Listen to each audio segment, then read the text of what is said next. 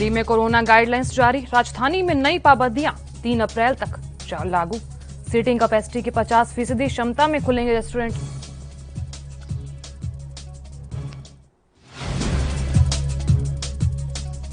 और देश में आज से शुरू होगा वर्क प्लेस पर वैक्सीनेशन, टीका उत्सव का भी होगा आगाज।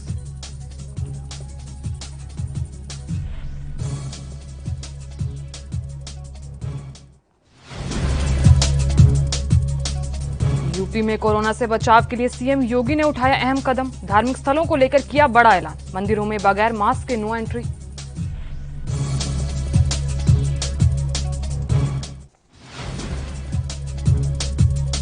और कल हिंसा के बीच बंगाल में चौथे चरण का मतदान संपन्न, 76% से ज्यादा वोटिंग, अगले 72 घंटों तक कूच बिहार में नेताओं की एंट्री पर बैन।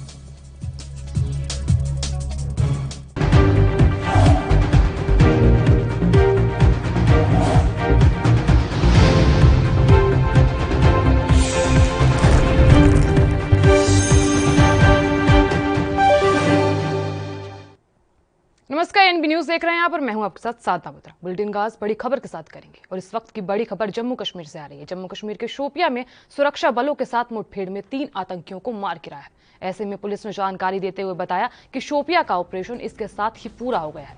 वहीं अनंतनाग के बिजबेहरा में भी आतंकियों के साथ मुठभेड़ चल रही है और माना जा रहा है कि वहां 2 से 3 आतंकी छुपे हो सकते हैं। और एक पुलिस अधिकारी ने बताया कि दक्षिण कश्मीर में शोपिया के हादीपुरा में आतंकवादियों की मौजूदगी की सूचना मिली और जिसके बाद सुरक्षा बलों ने घेराबंदी और तलाशी अभियान चलाया और इस दौरान आतंकी उन पर गोलियां चलाने लगे और जिसके बाद सुरक्षा कर्मियों ने जवाबी कार्रवाई की। और इस बीच आपको बता दें कि अधिकारी के मुताबिक अनंतनाग जिले में एक और मुठभेड़ जारी है और इसी के पहले सुरक्षा बलों ने शुक्रवार को शोपिया जिले में एक मस्जिद में छिपे 5 आतंकियों को मार गिराया था। वहीं गुरुवार को शोपिया के ही चरमहोल्ला इलाके में एनकाउंटर के दौरान 3 आतंकियों को मार गिराया गया।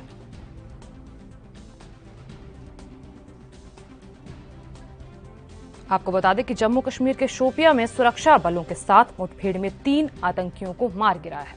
आपको बता दें कि सुरक्षा बलों और आतंकियों के बीच मुठभेड़ हुई है और इस मुठभेड़ में 3 आतंकियों को ढेर कर दिया गया है। पुलिस ने जानकारी देते हुए बताया कि शोपिया का ऑपरेशन इसी के साथ ही पूरा हो गया। वहीं अनंतनाग के बिजबेहरा में भी आतंकियों के साथ मुठभेड़ चल रही है। माना जा रहा है कि वहां 2 से 3 आतंकी छुपे हो सकते हैं और इस दौरान एक पुलिस अधिकारी ने बताया कि दक्षिण कश्मीर में शोपिया के हादीपुरा में आतंकवादियों की मौजूदगी की सूचना मिली, जिसके बाद सुरक्षा बलों ने घेराबंदी और तलाशी अभियान चलाया। आपको बता दें कि फिलहाल मुठभेड़ जारी है। ऐसे में जम्मू कश्मीर से खबर सामने आई, जहां जम्मू कश्मीर के शोपिया में सुरक्षा बलों ने इस मुठभेड़ में 3 आतंकियों को मार गिराया है। पुलिस ने जानकारी भी दी कि शोपिया का ऑपरेशन इसी के साथ ही पूरा हो गया है। वहीं 3 अनंतनाग के बिजबेहरा में भी आतंकियों के साथ मुठभेड़ चल रही है और इस दौरान आतंकी उन पर गोलियां भी चलाने लगे और ऐसा भी बताया जा रहा है कि जिसके बाद सुरक्षा कर्मियों ने जवाबी कार्रवाई की। और इस खबर पर अधिक जानकारी के लिए हमारे साथ रविंद्र श्रीवास्तव जुड़ा। रविंद्र, जैसा कि आतंकियों का मुठभेड़ में चल रहा है और उस बीच सुरक्षा बलों ने 3 आतंकियों को मार गिराया है, फिलहाल के लिए क्या कुछ जानकारी सामने आ रही है? जी देखिए, अभी भी एनकाउंटर जो है शोपिया में चल रहा है। कल शाम को जो है दोपहर के समय आतंकियों के बारे में सूचना मिली थी सुरक्षा बलों को।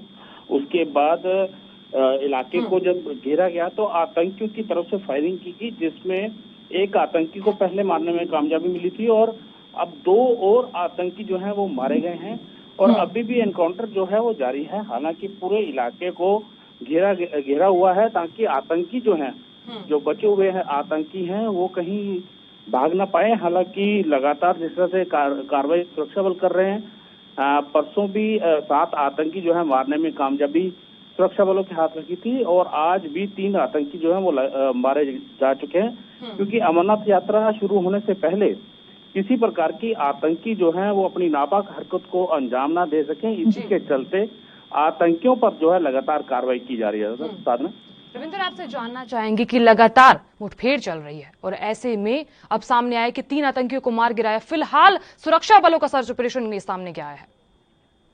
देखिए, सुरक्षा बल जो है लगातार सर्च ऑपरेशन कहा जाए तो समय समय पर सुरक्षा बल जो है वो अपनी कार्रवाई करते हैं, सर्च ऑपरेशन चलाते हैं और जब आतंकियों की बारे में पुख्ता जानकारी मिलती है तो उनके ऊपर कार्रवाई भी होती है और इसी का नतीजा है कि आए दिन आतंकी जो मारे जा रहे हैं, हरकतों अनुसार जो है एक आतंकी संगठन था उसका खात्मा जो है वो अब हो चुका है घाटी में। और आज भी जिस तरह से कहा जाए कि एनकाउंटर अभी जारी है, 3 आतंकी मारे जाने की जो है सफलता सुरक्षा बलों को मिली है। और लगातार आतंकियों को न्यूट्रलाइज करने के लिए रणनीति बनाकर आतंकियों को मारा जा रहा है, उनको न्यूट्रलाइज किया जा रहा है। यही वजह है कि आतंकियों के ऊपर बड़े पैमाने पर कार्रवाई जो है वो की जा रही है। हालांकि इस एनकाउंटर में 2 जवान जो हैं उनको वो जख्मी हुए हैं, उनको अस्पताल में भर्ती करवाया गया है। जी चलिए, बहुत बहुत शुक्रिया तमाम जानकारी देने के लिए और इस खबर पर हमारे साथ बने रहने के लिए।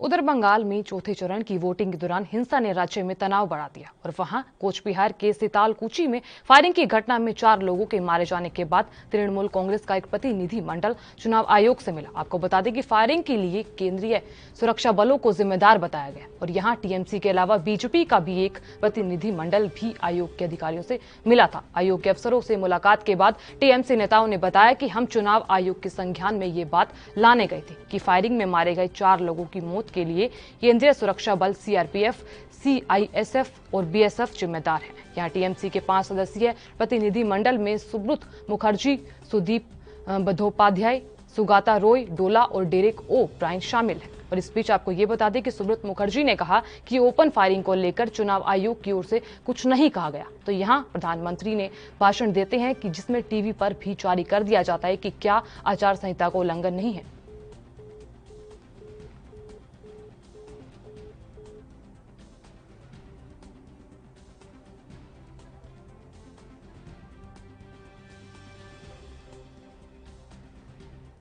किसान आंदोलन के बीच केंद्रीय कृषि मंत्री नरेंद्र सिंह तोमर ने एक बार फिर किसान संगठनों से बातचीत के संकेत दिए। यहाँ नरेंद्र सिंह तोमर ने कहा कि कई किसान संगठन अर्थशास्त्री तीनों कृषि बिलों का समर्थन कर रहे हैं, लेकिन कुछ किसान इसका विरोध कर रहे हैं। उन्होंने कहा कि किसान संगठनों के साथ सरकार की अब तक 11वें दौर की वार्ता हो चुकी है और सरकार और बातचीत के लिए तैयार है। ऐसे में उन्होंने साफ किया कि सरकार और किसान बातचीत के लिए तैयार होना जाना चाहिए। ऐसे में आगे केंद्रीय कृषि मंत्री नरेंद्र सिंह तोमर ने क्या कुछ कहा, आइए दिखाते हैं।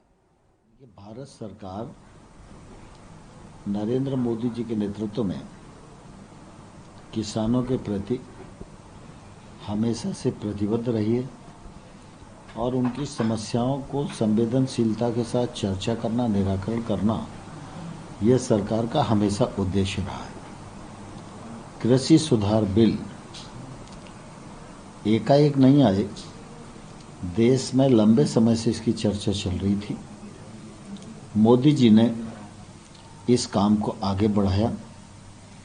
देश के हजारों किसान संगठन, अर्थशास्त्री और समाज के विभिन्न वर्ग इन कृषि सुधार बिलों का स्वागत कर रहे हैं। कुछ लोग हैं जो इनका विरोध कर रहे हैं, लेकिन हम लोकतांत्रिक देश हैं, इसलिए हमारे देश में किसान हो या नागरिक हो, अगर उसके मन में किसी प्रकार का संशय है तो उसको निकालना और उसका समाधान करना ये उधर प्रधानमंत्री नरेंद्र मोदी के निर्देश पर देश भर में आज से 14 अप्रैल तक टीका उत्सव का आयोजन किया जाएगा। इसका उद्देश्य ज्यादा से ज्यादा योग्य लाभार्थियों का टीकाकरण करना है। ऐसे में टीका उत्सव के दौरान उत्तर प्रदेश और बिहार जैसे कई राज्य योग्य लोगों से टीका लगवाने की अपील कर रहे हैं। वहीं उत्तर प्रदेश के मुख्यमंत्री योगी आदित्यनाथ ने भी लोगों से अपील की कि टीका उत्सव के दौरान बड़ी संख्या में सभी टीका लगवाएं। केंद्रीय स्वास्थ्य मंत्रालय ने कहा कि भारत ने 85 दिन में 10 करोड़ टीके लगाए हैं और वह दुनिया का सबसे तेज टीकाकरण अभियान चलाने वाला देश बन गया है। उधर दूसरी ओर मंत्रालय ने भी कहा कि अमेरिका को टीके की 10 करोड़ खुराक देने में 89 दिन लग गए, लेकिन यहाँ चीन को इस कार्य में 102 दिन लग गए। यहाँ प्रधानमंत्री कार्यालय ने भी भारत में सबसे तेज टीकाकरण को दर्शाने वाला एक चार्ट फीड किया और इसे स्वस्थ और कोविड मुक्त भारत के लिए मजबूत प्रयास करार दिया।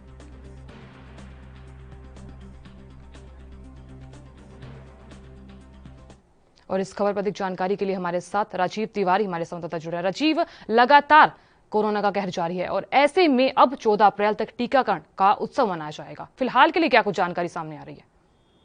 देखिए, बिल्कुल करें। जिस तरीके से लगातार जो वैक्सीनेशन का काम है या फिर क्या है टीकाकरण जो है वो जनता तक करवाया जा रहा है, और उसी को लेकर जिस तरीके से टीकाकरण उत्सव मनाया जा रहा है, उससे साफ जाहिर है कहीं ना कहीं जनता तक टीकाकरण की जो प्रक्रिया है वो पहुंचाने की कोशिश की जा रही है। मगर जिस तरीके से लगातार कहीं ना कहीं जो कोरोना के आंकड़े बढ़ रहे हैं वो भी कहीं ना कहीं सरकारों के लिए मुश्किलें खड़े करता नजर आ रहा है, और सरकारें लगातार कोशिश करती नजर आ रही है। मगर देखना होगा कि वैक्सीनेशन के जो टीकाकरण है वो कितना जनता तक पहुंच पाता है, क्योंकि अभी तक 45 साल के ऊपर के लोग जो है उनको ही टीकाकरण दिया जा रहा है, और 45 साल से नीचे करण की जो बात करें तो उनके लिए भी कहीं ना कहीं जनता को टीकाकरण देना चाहिए सरकार को। मगर देखना होगा सरकारें कितना उत्सव के साथ साथ जनता तक कितना टीकाकरण पहुंचा पाती है, क्योंकि जनता तक अभी तक 45 साल के नीचे के लोगों के लिए भी टीकाकरण होना चाहिए, और यही चीज राज्य सरकारें भी कहती नजर आ रही है। जी राजीव, आपसे जानना चाहेंगे कि टीका उत्सव 14 अप्रैल तक मनाया जाएगा, और ऐसे में भी सभी तमाम नेताओं ने भी अपनी प्रतिक्रिया सामने की और सभी ने अपील भी की कि सभी लोग टीका लगवाएं। ऐसे में आपको क्या लगता है कि किस समय ये टीका उत्सव स्टार्ट हो जाएगा?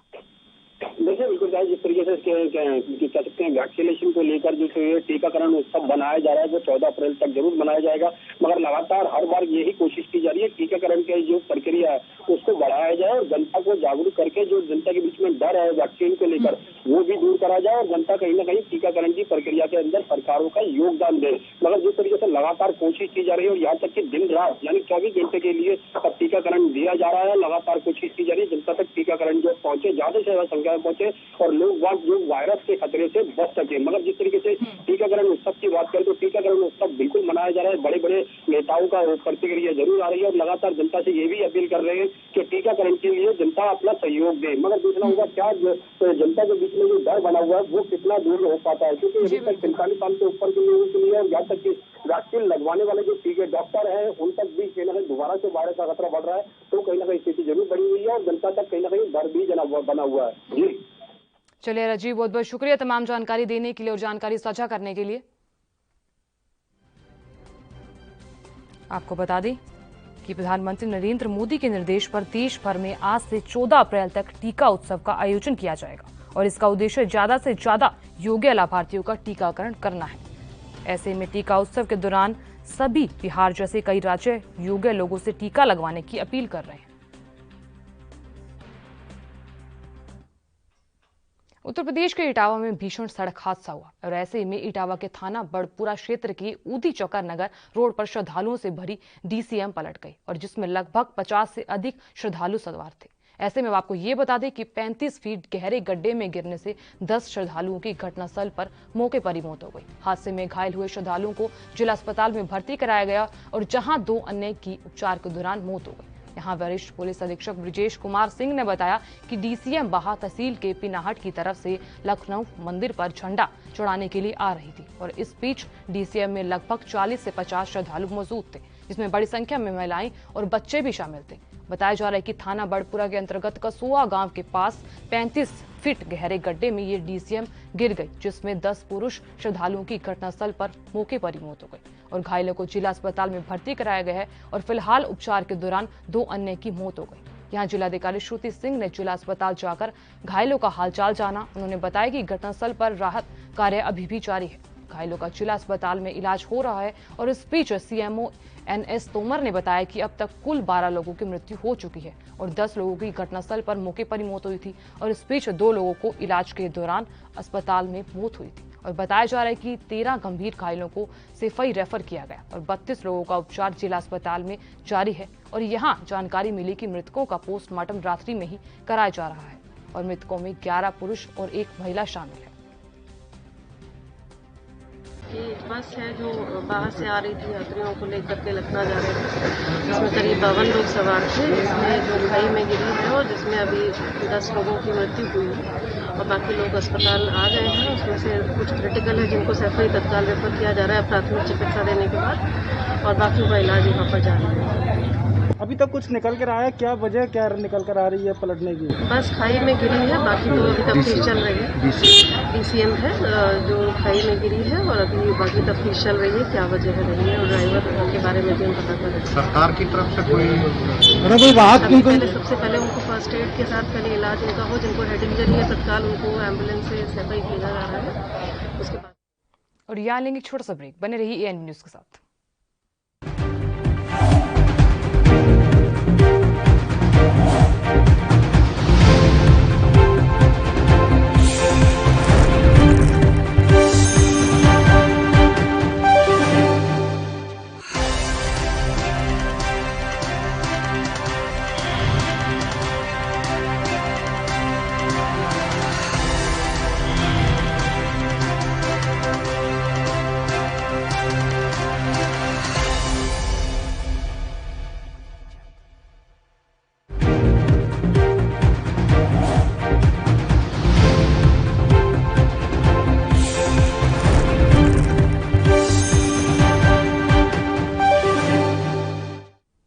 ब्रेक के बाद आप सभी का स्वागत है। खबरों में आगे बढ़ते हुए अब बात कोरोना वायरस की करेंगे, जहां महाराष्ट्र में कोरोना की रफ्तार पर काबू पाने के लिए हुई बैठक में सीएम उद्धव ठाकरे ने कहा कि सभी को मिलकर फैसला लेना होगा। सीएम ने कहा कि अगर लॉकडाउन लगा तो महीने भर में कोरोना नियंत्रित हो जाएगा। यहाँ उन्होंने कहा कि 15 से 20 अप्रैल के बीच स्थिति बहुत ही खराब हो सकती है। लॉकडाउन के अलावा कोई दूसरा विकल्प नहीं है। यहाँ कोरोना की चैन तोड़ना बेहद ही जरूरी है। उन्होंने कहा कि टीका लगाने के बाद भी लोग संक्रमित हो रहे हैं। और बैठक के बाद सीएम उद्धव ठाकरे ने यह भी कहा कि एक हफ्ते का संपूर्ण लॉकडाउन का संकेत दिया और एक सप्ताह के बाद कुछ रियायतें दी जाएंगी। सीएम उद्धव ने कहा कि बैठक में बेहद ही अच्छे सुझाव आए। उन्होंने ये भी कहा कि लोगों को कुछ दिक्कतें आएंगी, लेकिन यहाँ कोरोना केस तेजी से बढ़ रहे हैं और इसीलिए ये बड़ा फैसला लिया गया और कुछ निर्णय लेने होंगे। और उधर दूसरी ओर महाराष्ट्र के स्वास्थ्य मंत्री राजेश टोपे ने कहा कि फिलहाल 50,000 रेमडेसिविर इंजेक्शन की जरूरत है और महीने में 1 लाख से ज्यादा रेमडेसिविर की जरूरत पड़ सकती है। उन्होंने कहा कि इस इंजेक्शन की कालाबाजारी हो रही है और इसे रोकना बेहद ही जरूरी है। पुणे और मुंबई जैसे शहर में ट्रेसिंग करना बहुत मुश्किल है, लेकिन यहाँ इस बारे में निजी अस्पतालों से पूछा जाएगा। वहीं इस पर सीएम उद्धव ठाकरे ने कहा कि इस इंजेक्शन का जल्द कैसे मिलना है ये अब ये देखना होगा। ऑक्सीजन का स्टॉक जल्द मुहैया भी कराया जाएगा।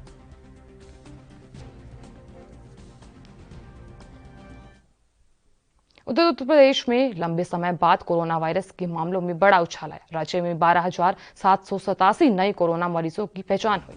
ऐसे में जबकि 48 लोगों की मौत हुई और सिर्फ लखनऊ की बात करें तो यहां 4,059 नए मामले सामने आए और 23 मरीजों की मौत हो गई। और आंकड़ों से चिंतित सीएम योगी आदित्यनाथ ने राजधानी लखनऊ के पुलिस कमिश्नर को निर्देश दिए कि धर्मस्थलों में 5 से अधिक लोगों को एक साथ प्रवेश की अनुमति नहीं दी जाए और कहा कि बाजारों में व्यापारियों से संवाद बनाकर उनका सहयोग लेते हुए सोशल डिस्टेंसिंग का पालन कराया जाए। बता दें कि 14 अप्रैल से नवरात्रि हैं और जबकि 13 अप्रैल से रमजान का महीना शुरू होने जा रहा है और इसी को लेकर सीएम योगी ने यह आदेश बेहद महत्वपूर्ण माना जा। और ऐसे में बताया गया कि मथुरा जिला प्रशासन ने बड़ा फैसला लिया कि बिना मास्क पहने जिले के मंदिरों में लोगों को एंट्री नहीं दी जाएगी। यहाँ जिलाधिकारी नवनीत सिंह चहल ने बताया कि मथुरा, वृंदावन, गोवर्धन, बरसाना समेत अन्य मंदिरों में मास्क के बिना किसी को भी प्रवेश की अनुमति नहीं दी जाएगी। अब आपको ये बता दें कि मंदिर जाते समय लोगों को कोविड-19 के नियमों का पालन बेहद ही जरूरी करना होगा। जिलाधिकारी ने कहा कि पुलिस को बिना मास्क लगाए घूमने वाले हर व्यक्ति के खिलाफ कड़ी कार्रवाई करने को कहा गया है।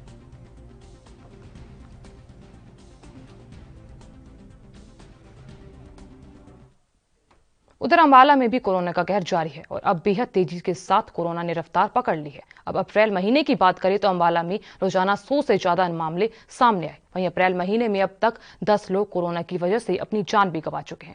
बता दें कि अंबाला में 123 पॉजिटिव मामले सामने आए और एक की जान कोरोना की वजह से चली गई। वहीं मामलों की जानकारी देते हुए अंबाला के सिविल सर्जन ने लापरवाही बरतने वाले स्कूलों को बड़ी चेतावनी दी। आपको बता दें कि सिविल सर्जन ने कहा कि जो स्कूल इन दिनों यूनिफॉर्म के साथ सिंगल या डबल लेयर मैचिंग मास्क विद्यार्थियों को दे रहे हैं और ऐसे स्कूल सावधान हो जाए। यहाँ उन्होंने कहा कि अगर ऐसी लापरवाही कोई भी बरतता हुआ दिखाई दिया तो कोई भी स्कूल को नहीं बरता जाएगा। इस बीच उन्होंने कहा कि हर स्कूल की तरफ खिलाफ कड़ी कार्रवाई अमल में लाई जाएगी। अंबाला जिले में 123 कोरोना पॉजिटिव केस नए आए हैं और इन 123 केस को मिला के जो टोटल एक्टिव केसों की संख्या 1396 हो गई है अंबाला जिले में। और टोटल जो आज तक पॉजिटिव हैं वो 15,412 केस हैं और 88 केस आज डिस्चार्ज हुए हैं। और अभी यह भी एक डेथ हुई है जो अभी रिपोर्ट हुई है, वो हालांकि बुलेटिन में कल के में आएगी, लेकिन अभी बुलेटिन बनने से पहले वो हो गई थी। अंबाला सिटी में डेथ हुई है काफी दिनों से। और देश में लगातार कोरोना का ग्राफ बढ़ता ही जा रहा है और कोरोना से होने वाली मौतों का भी बावजूद इसके लोगों के मन में अब कोरोना का डर नजर नहीं आ रहा और यहाँ लोग बेहिचक बेपरवाह भीड़ का हिस्सा बनते हुए नजर आ रहे हैं। जहां एक तरफ प्रशासन लगातार सोशल डिस्टेंसिंग और मास्क लगाने की हिदायतें दे रहा है तो वहीं बेपरवाह लोग कोरोना के केसेस बढ़ाने में अपना योगदान देते हुए नजर आ रहे हैं। और ये तस्वीरें भी आप साफ तौर पर देख सकते हैं कि ये पूरी तस्वीरें चेन्नई की हैं। और इस बीच आपको बता दें कि कोरोना के नियमों की धज्जियां उड़ाने वाली एक तस्वीर हम आपको दिखा रहे हैं और यहाँ कोरोना के नियमों का उल्लंघन कर मछली खरीदते हुए भी नजर आ रहे हैं। ये तस्वीरें आप साफ तौर पर देख सकते हैं, जो तस्वीरें चेन्नई की हम दिखा रहे हैं। अकेले तमिलनाडु में पिछले 24 घंटों में कोरोना के 5,989 नए मामले सामने आए और फिर भी लोगों के लापरवाह होने की तस्वीरें तमिलनाडु से सामने आ रही हैं।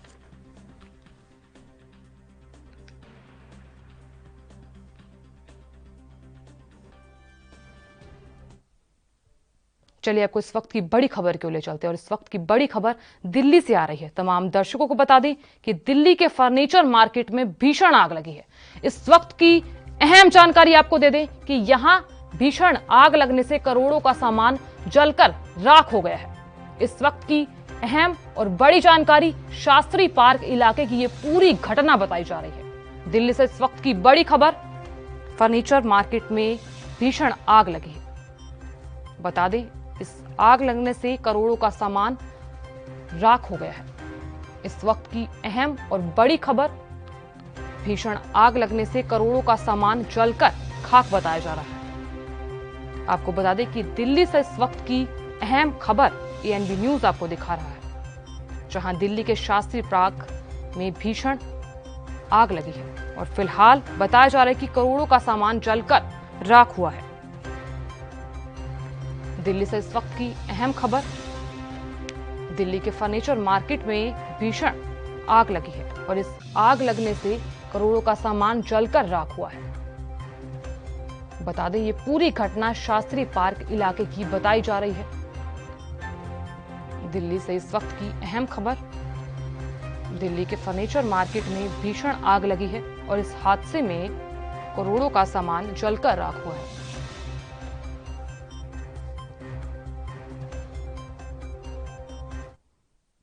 कांग्रेस नेता रंजीता रंजन क्या कुछ कह रही हैं, आइए दिखाते हैं। सरकार है और ये पहली बार नहीं हुआ है। बहुत ही शर्मनाक घटना है और बहुत ही चिंता वाली घटना है, लेकिन ऐसी 3-4 घटनाएं बिहार में हो चुकी हैं। ये बॉर्डर लगता है किशनगंज बंगाल और बिहार का, जो एक्चुअली में वो बंगाल का एरिया, पश्चिम बंगाल का एरिया है, जो रेड डालने के लिए गए। मैं कहूंगी कि आखिर इस सरकार में भीड़तंत्र को इतनी खुली छूट दी है, इतनी खुली छूट दी हुई है, उसी का मुझे लगता है ये बहुत बड़ा परिणाम है कि जिस तरह से कल आपने विधानसभा में रैपिड फोर्स बुलाई, मतलब कोई भी किसी को भी कभी भी भीड़तंत्र के द्वारा पीट सकता है, मार सकता है। आज उसी का उदाहरण हुआ कि आज आपने पुलिस को अटैक किया और उसकी डेथ हो गई। वेस्ट बंगाल में कूच बिहार का जो इंसिडेंट सामने आया है, 4 लोगों की मौत हुई है, जो कि सेंट्रल फोर्सेस ने ओपन फायर किया है, उन्होंने अंडर अटैक थे क्राउड से। कैसे देखते हैं इस घटना को? देखिए, पहली बार हुआ है कि सेंट्रल फोर्स और स्टेट पुलिस दोनों का अलग अलग सोच था और दोनों का आपस में मिसमैनेजमेंट था, कम्युनिकेशन नहीं था। और ये एक तंत्र में, चुनाव में अगर सेंट्रल फोर्स अलग चले, स्टेट की पुलिस अलग चले, और उसके बाद हुआ क्या, मरता है आम आदमी। और फर्स्ट टाइम हुआ है कि उन्होंने गोली चलाई और 4 लोग जो वोटर थे वो मर गए। इसको राजनीतिक मैं कहूंगी दृष्टि से नहीं देखना चाहिए। किसी भी पार्टी के वोटर थे, लेकिन एक वोट देने वाले व्यक्ति की हत्या हो गई, 4 लोग मर गए। मुझे लगता है इस लोकतंत्र के लिए एक बहुत बड़ा खतरा है और इसमें बहुत बड़ी जिम्मेदारी सेंट्रल गवर्नमेंट को लेनी चाहिए। बात करते हैं नरेंद्र सिंह तोमर, करीब चल रही है कोरोना की, उन्होंने बोला है कि फार्मर्स को कोविड प्रोटोकॉल फॉलो करना चाहिए और अपना प्रोटेस्ट पोस्टपोन करना चाहिए। मुझे अब मतलब शर्म आती है इन लोगों के का काउंटर करने पे भी। अब आपकी नींद खुल रही है 4.5 महीने के बाद। अब आपको लग रहा है कि कोविड बढ़ रहा है। अब आपको लग रहा है कि अगर वहां पे बॉर्डर पर फार्मर्स बैठे हुए हैं तो वहां से कोविड फैल रहा है। तोमर साहब, अब आसाम में, बंगाल में, केरल में, तमिलनाडु में जो आप खुश हो के ट्वीट करते हैं, आप करते हैं, आपके मिनिस्टर, हेल्थ मिनिस्टर हर्षवर्धन साहब बोलते हैं, एक तरफ कहते हैं निकाय चुनाव से कोरोना फैल रहा है, दूसरा ट्वीट उनका आता है कि मैं एकदम खुशी से उल्लासित हो रहा हूं कि मोदी साहब की रैली में 1 लाख लोग इकट्ठा है और किसी को भी मार्क्स नहीं है, और डॉक्टर साहब को जो हमारे मंत्री हैं उनको कोई चिंता नहीं है। जो दोहरी नीति है ना, इसके कारण आज आम आदमी शंका में है कि सही मायने में आप कोरोना के लिए चिंतित है, आप आम आदमी के लिए चिंतित है, या सिर्फ और सिर्फ राजनीति कर रहे हैं। आप देखिएगा चुनाव। और फिर आज सुबह दिल्ली के ग्रेटर कैलाश में एक घर के अंदर आग लग गई और आग लगने के दौरान घर में 5 लोग फंसे हुए थे और बताया जा रहा है कि आग लगने की सूचना पाते ही मौके पर 4 फायर ब्रिगेड की मौके पर ही गाड़ियां पहुंच गई और ऐसे में फायर ब्रिगेड के अधिकारियों ने सबसे पहले घर में फंसे सभी 5 लोगों को सुरक्षित बाहर निकाला, जिसमें 2 बुजुर्ग व्यक्ति भी शामिल हैं और इसी के बाद आग पर काबू भी पाया गया। आपको बता दें कि आग लगने का कारण शॉर्ट सर्किट बताया जा रहा है और गनीमत ये रही कि अधिकारियों की सूझबूझ के चलते सभी को सुरक्षित बचा लिया गया।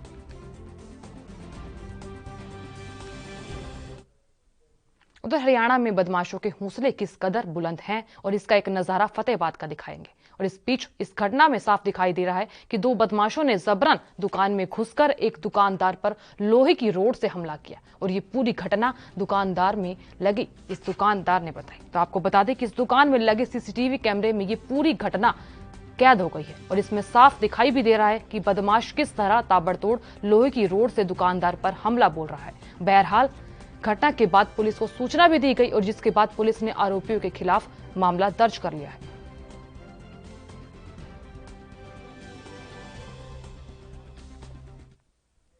देश में कोरोना के मामले लगातार बढ़ रहे हैं और कोरोना की दूसरी लहर सबसे ज्यादा प्रभावित महाराष्ट्र में है और इस बीच महाराष्ट्र में कोरोना के बढ़ते कहर को देखते हुए यहां उद्धव ठाकरे सरकार ने वीकेंड लॉकडाउन लागू किया। राज्य में वीकेंड लॉकडाउन सोमवार सुबह तक लागू रहेगा और महाराष्ट्र में वीकेंड लॉकडाउन शुक्रवार शाम 8 बजे से लागू हुआ। तो वहीं सोमवार की बात करें तो सोमवार को सुबह 7 बजे तक ये लॉकडाउन लागू रहेगा। आपको बता दें कि वीकेंड लॉकडाउन पूरे राज्य में लागू रहेगा और इस वीकेंड लॉकडाउन के दौरान राज्य के कई शहरों की सड़कें खाली नजर आई और ऐसी स्थिति राज्य की राजधानी मुंबई की रही, जहां सड़कों पर बहुत ही कम वाहन नजर आए। इस बीच महाराष्ट्र की बात करें तो महाराष्ट्र में वीकेंड लॉकडाउन के दौरान आवश्यक सेवाओं और जरूरी सामान वाली दुकानें, मॉल आदि को कुछ छूट दी गई।